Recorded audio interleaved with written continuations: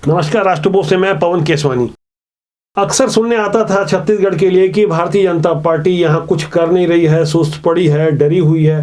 तमाम ऐसी बातें सुनने को आती थी, लेकिन देर रात तक केंद्रीय चुनाव समिति की एक बैठक होती जिसमें खुद प्रधानमंत्री नरेंद्र मोदी मौजूद होते हैं और उसके बाद छत्तीसगढ़ की 21 और मध्य प्रदेश की 39 यानी कुल 60 सीटों के नामों का ऐलान कर दिया जाता है। ये वो सीटें हैं जहां से भारतीय जनता पार्टी चुनाव हारती रही है या उसकी स्थिति बहुत कमजोर मानी जाती रही है। चुनाव के करीब 2.5 महीना पहले भारतीय जनता पार्टी ने जो तैयारी की है उसे देखकर उनके विरोधी यानी कांग्रेस खेमे की ओर से बातें आ रही है कि भारतीय जनता पार्टी डरी हुई है। कांग्रेस को ऐसा कहना भी चाहिए क्योंकि वो उसका धर्म है, कर्तव्य है। विरोधी दल वाले यदि कुछ नहीं कहेंगे तो कौन कहेगा। मध्य प्रदेश में तो भाजपा की सरकार है, वहाँ हालात छत्तीसगढ़ से कुछ जुदा है। शायद यही कारण रहा होगा कि एमपी में 14 हारे हुए कैंडिडेट को दोबारा टिकट दी गई है और 12 नए चेहरों को मौका दिया गया है। लेकिन छत्तीसगढ़ में जातिगत समीकरणों का बहुत ज्यादा ख्याल रखा गया है। जिन 21 नामों का ऐलान किया गया है उन 21 सीटों में 11 सीटें तो आरक्षित है, लेकिन 10 सीटें जो समान है उसमें से सिर्फ 1 सीट में ही सामान्य वर्ग के प्रत्याशी को मैदान में उतारा गया है। आप इसी से अंदाजा लगा सकते हैं कि आने वाले दिनों में युद्ध कितना घमासान होने वाला है। वैसे छत्तीसगढ़ में भाजपा के द्वारा घोषित की गई इस पहली सूची में जिस नाम की सबसे ज्यादा चर्चा है वह है विजय बघेल, जो सीएम भूपेश बघेल के रिश्ते में भतीजे लगते हैं। 3 बार इनका आमना सामना हो चुका है। 2 में विजय बघेल परास्त हुए, लेकिन 2008 में जिस तरह से उन्होंने भूपेश बघेल को पटकनी दी उसकी चर्चा आज तक हो रही है। यहाँ गौर करने वाली बात यह है कि जब भी इनके बीच आपस में मुकाबला हुआ कभी भी फासला 9,500 वोटों से ज्यादा का नहीं रहा। वैसे जातिगत लिहाज से पाटन की विधानसभा साहू जाति की बाहुल्य मानी जाती है। दूसरे नंबर पर कुर्मी समाज के मतदाता हैं। मौजूदा समय में विजय बघेल छत्तीसगढ़ कुर्मी छत्री समाज के अध्यक्ष भी हैं, लेकिन जिस तेवर से दुर्ग के सांसद और सीएम भूपेश बघेल के भतीजे जिस तरह से प्रहार करते हैं और जिस तरह से अपनी बातों को रखते हैं वह सभी का ध्यान है। उसे देखकर लगता है कि मुकाबला कुछ ज्यादा ही रोमांचक हो गया है। टिकट मिलने के बाद समाचार एजेंसी ANI को बयान देते हुए विजय बघेल खुद कह रहे हैं अब मजा आने वाला है। पाटन क्षेत्र को कलंकित करने वाले इस मुख्यमंत्री के साथ लड़ने का मुझे ये अवसर पार्टी ने दी है। बहुत मजा आएगा। लेकिन मुख्यमंत्री भूपेश का कहना है कि टिकट जो बांटी गई है वो ऐसी ही बांटी गई है, ठीक से बांटी नहीं। हाँ, वो अंदर की पीड़ा मैं समझता हूँ उसकी, मेरे से ज़्यादा कोई नहीं जानता। वो चेहरे से ठीक है दिखावापना कर रहे होंगे, लेकिन अंदर क्या बीत रही है वो मैं समझ सकता हूँ और पाटन की जनता समझ सकती है। उसके मन में कितना डर और भय हो गया है और वो डर बहुत जल्दी समाप्त होगा और अब अपने धरातल में आएंगे वो।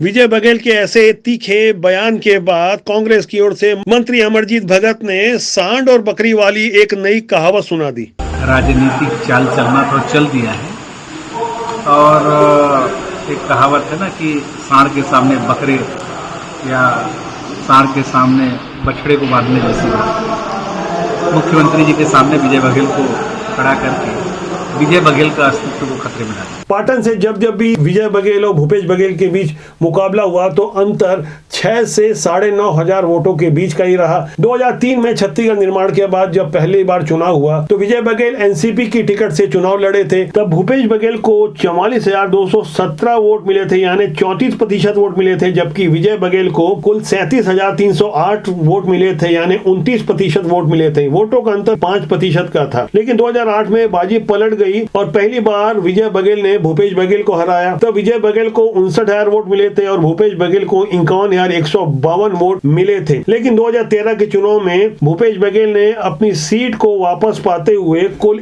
68,185 वोट हासिल किए। तब विजय बघेल को 58,442 वोट मिले थे। जबकि 2018 में भाजपा ने विजय बघेल की जगह मोतीलाल साहू को भूपेश बघेल के खिलाफ मैदान में उतारा था। तब मौजूदा सीएम भूपेश बघेल ने 27,417 वोट के भारी अंतर से जीत हासिल की थी।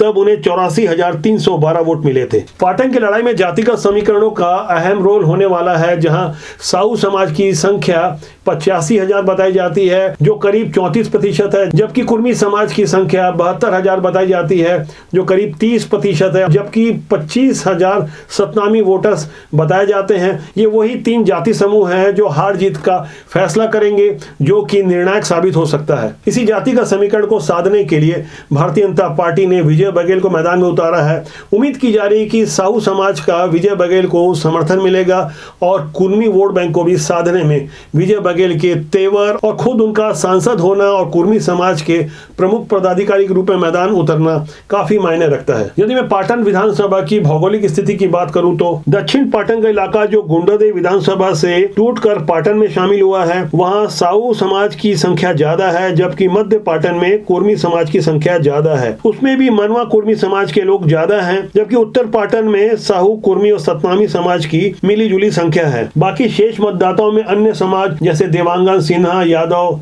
निषाद, ढीमर, कुम्हार आदि समाज के लोग यहाँ अलग अलग जाति समूह में निवास करते हैं। पाटन से विजय बघेल को मैदान में उतारने की एक बड़ी वजह भारतीय जनता पार्टी के पास है, वह सीएम भूपेश बघेल को उनके ही विधानसभा में उलझा कर रखने की रणनीति। काफी हद तक भारतीय जनता पार्टी की यह तरकीब काम कर सकती है। इसी तरह मैं छत्तीसगढ़ के कुछ अन्य विधानसभा सीटों की बात करूं तो उसमें विजय बघेल के बाद अब सबसे ज्यादा चर्चा किसी की हो रही है तो वह है ओपी चौधरी, जिनके लिए उम्मीद की जा रही थी कि वो खरसिया से उम्मीदवार हो सकते हैं, लेकिन भारतीय जनता पार्टी ने जातिगत समीकरणों को ध्यान में रखते हुए या एक नई रणनीति के तहत महेश साहू को मैदान में उतारा है। 2018 में रायपुर के कलेक्टर रहते हुए 38-39 साल के ओपी चौधरी ने अपना शानदार कैरियर छोड़कर खरसिया से भारतीय जनता पार्टी की उम्मीदवारी को मंजूर किया था। वहां से वो पराजित हुए।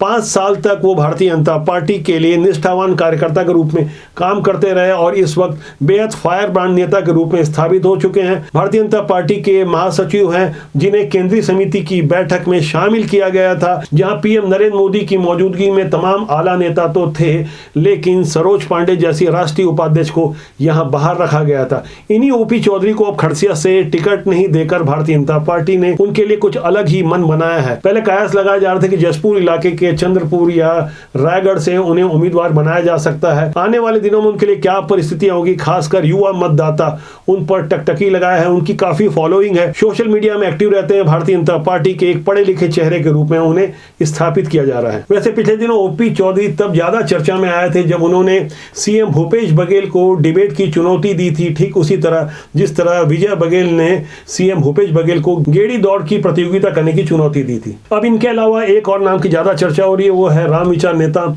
जो राज्यसभा के सांसद रहे हैं, जो राज्य के गृह मंत्री रह चुके हैं। रामानुजगंज से 5 बार चुनाव जीत चुके हैं, लेकिन 2013 में बृहस्पति सिंह से चुनाव हारने के बाद जब वो मैदान से बाहर हुए तब लगा कि उनकी वापसी बहुत मुश्किल है। लेकिन एक बार फिर भारतीय जनता पार्टी ने छत्तीसगढ़ के बॉर्डर वाले इलाके रामानुजगंज से रामविचार नेता को कैंडिडेट बनाया है। उनके नाम का ऐलान होने के बाद ही मौजूदा समय में 2 बार के विधायक बृहस्पति सिंह ने जिस भाषा का इस्तेमाल किया, उन शब्दों को हम ऑन कैमरा नहीं बोलना चाह रहे हैं। आप खुद बृहस्पति सिंह की उन भाषा को सुनिए, वे अपनी प्रतिद्वंदी के बारे में किस तरह के भाव रखते हैं। विधायक बृहस्पति सिंह अपने प्रतिद्वंदी पर आरोप लगाते हुए किस तरह से कुछ हड़बड़ा गए थे, वो ठीक से शब्द भी नहीं बोल पा रहे थे, किस तरह से हल्के शब्दों का इस्तेमाल कर रहे थे।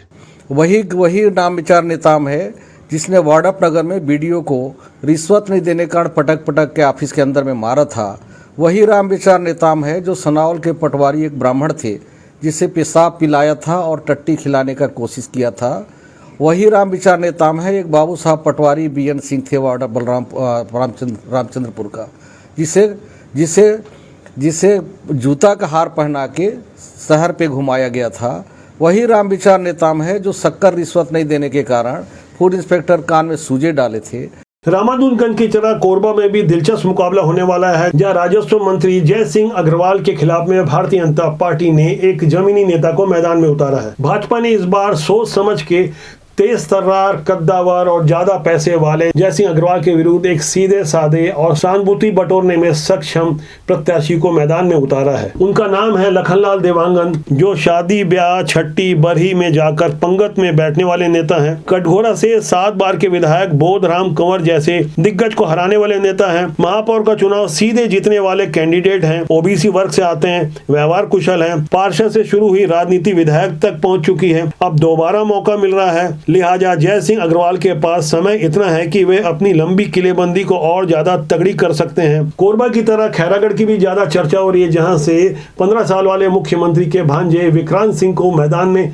उतारा गया है। विक्रांत सिंह के पिता सिद्धार्थ सिंह यहां एक बार चुनाव हार चुके हैं, लेकिन मौजूदा समय में जो विक्रांत सिंह की वहां भूमिका है और जो पोजीशन है वहां हमने खैरागढ़ के उपचुनाव के दौरान करीब से महसूस की थी। जब भारतीय जनता पार्टी ने कोमल जंगेल को मैदान में उतारा था, तब भी स्थानीय जनता का कहना था कि यदि विक्रांत सिंह मैदान में होते तो बात कुछ और होती। तेज तर्रार होने के साथ मिलनसार और सेवाभावी विक्रांत सिंह की छवि एक बेहतर युवा नेता के रूप में जानी जाती है। वे खैरागढ़ नगर पालिका के अध्यक्ष रह चुके हैं, मौजूदा समय में जिला पंचायत के उपाध्यक्ष भी हैं। टिकट बांटने के लिए भारतीय जनता पार्टी की रिसर्च टीम ने कितनी मेहनत की होगी, किस तरह का सर्वे किया होगा, इसका अंदाजा खुज्जी से ही लगाया जा सकता है। जहां भारतीय जनता पार्टी ने गीता साहू को मैदान में उतारा है, यहां कांग्रेस के छन्नी साहू विधायक हैं। यहां से साहू वर्सेस साहू की लड़ाई को अंजाम देने के लिए भारतीय जनता पार्टी ने लक्की भाटिया को मैदान में नहीं उतारा है। लक्की भाटिया राजिंदर पाल सिंह भाटिया के सुपुत्र हैं। राजिंदर सिंह भाटिया इस इलाके में काफी सक्रिय नेता हुआ करते थे, लेकिन वो असमय आत्महत्या कर लिए। उसके बाद लक्की भाटिया जो उनके पुत्र हैं काफी सक्रिय थे, वो अच्छे कैंडिडेट हो सकते थे, लेकिन भारतीय जनता पार्टी ने साहू वर्सेस साहू की लड़ाई को अंजाम देने के लिए कांग्रेस के छन्नी साहू के खिलाफ में गीता साहू को मैदान में उतारा है। ऐसे ही अनेक जातिगत समीकरणों को साधने की लगातार भारतीय जनता पार्टी ने कोशिश की है। साहू और कुर्मी मतदाताओं के अलावा भारतीय जनता पार्टी ने अन्य जाति समाज के प्रमुखों से भी लगातार संपर्क बनाया है। समाज प्रमुखों से सीधे केंद्रीय स्तर पर बात की जा रही है, जिसका अच्छा खासा फायदा भारतीय जनता पार्टी को शुरुआती दौर में मिलता हुआ नजर आ रहा है। इन जाति समूहों में निषाद, मरार, पटेल, देवांगन, धोबी, धीवर, केवट, कलार, सोनकर, नाई, तमेर जैसे अनेक जाति समूह हैं जो ग्रामीण क्षेत्रों में ज्यादातर निवास करते हैं। इसके अलावा शहरी इलाकों के भी जाति समूह के प्रमुखों से लगातार संपर्क केंद्रीय स्तर पर किया जा रहा है। अनेक प्राइवेट एजेंसियां भी सर्वे के काम में लगी है। टिकट बांटने के पुराने पैटर्न से अलग भारतीय जनता पार्टी के दिग्गज नेताओं के रातों की नींद हराम हो चुकी है। अब जिस तरह से टिकट बांटे जा रहे हैं, नए चेहरों को मौका दिया जा रहा है, जातिगत समीकरण का ख्याल रखा जा रहा है, स्थानीय स्तर पर छत्तीसगढ़ियावाद का कार्ड भी निकालने की कोशिश की जा रही है और आने वाले समय में किसानों के लिए कुछ बहुत बड़ी घोषणा की जाने वाली है। इसे लेकर कांग्रेस के रणनीतिकार भी पशुपेश में अभी तक यह माना जा रहा है कि जो धान का मूल्य 2800 रुपए के आसपास मिल रहा है, उसकी काट यदि भारतीय जनता पार्टी ने प्रस्तुत नहीं की तो कांग्रेस को इसका फायदा मिल सकता है। इसे ध्यान में रखते हुए केंद्रीय स्तर पर छत्तीसगढ़ के किसानों के लिए खासकर समर्थन मूल्य से कहीं आगे किसी खास योजना के तहत मौजूदा मिल रहे लाभ से भी ज्यादा लाभ देने की पूरी कोशिश और तैयारी हो चुकी है। हम जल्द इस बारे में कुछ बड़ा खुलासा करेंगे। राष्ट्रबोध आपका अपना जनमंच है। जिन 21 कैंडिडेट को भारतीय जनता पार्टी ने छत्तीसगढ़ में घोषित किया है और जिन 39 कैंडिडेट को मध्य प्रदेश में घोषित किया है, यहां भारतीय जनता पार्टी ने कांग्रेस से तैयारियों के मामले में बाजी मार ली है। हमारा आपसे आग्रह है कि आप इन कैंडिडेट को पहचानें और जल्द ही जो कांग्रेस अपने कैंडिडेट इन सीटों पर घोषित करेगी उन्हें भी परखें। साफ सुथरे और ईमानदार लोगों को राजनीति में आना चाहिए, वरना बुरे लोगों का राजनीति में कब्जा हो जाएगा, जिससे देश और समाज का अहित होगा। हमारी कोशिश है कि राजनीति में शुचिता कायम रहे, अच्छे लोगों को राजनीति में आना चाहिए। आज के अंक के लिए इतना ही। मेरा आपसे आग्रह है कि आप चैनल को देखें, लाइक करें, शेयर करें और सब्सक्राइब जरूर करें, जिससे आपका और हमारा साथ ज़्यादा लंबे समय तक मजबूती से बना रहे। नमस्कार।